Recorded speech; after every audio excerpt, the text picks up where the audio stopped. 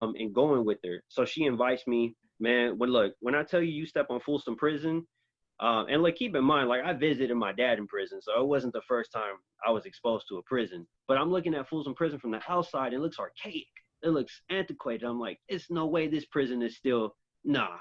Somebody will break through these walls. There's no way, bro. As soon as you step in there, Yeah. right, you're looking at scenes from some of the most hood movies of all time, right, that have used Mm. Folsom Prison. So I'm looking at the top like prison cells, the different levels of it. I'm looking at individuals that look like me, could damn near be my brother or my dad, right, in a Mm. prison uniform. But I'm walking in there with a black button up, my hair slicked back.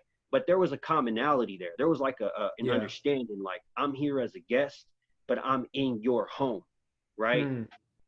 Look, man, when I shared my poetry with them, Miss Katie, she said, I want you guys to write a poem right now if you were inspired by what you just heard. Ronaldo, when I tell you that was the most inspiring poetry session I've ever experienced, I don't think anything in my life will ever come close to that, right? It Wow. felt like I transcended from my physical being to a spiritual being right in that room. Jeez.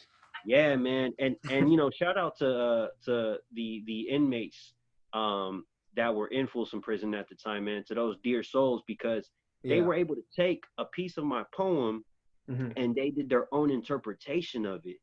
Yeah, they took like two or three lines and they would start off their poems like that, or they would Hmm. end it with it, and I was like, oh, feeling that relationship because you're now using my words, bro. It was the most humbling experience I ever had.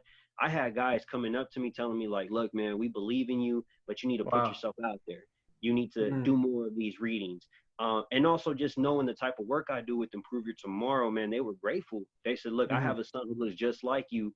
If there's any Mm. way for you to talk to him, I would really want you to get in contact with them.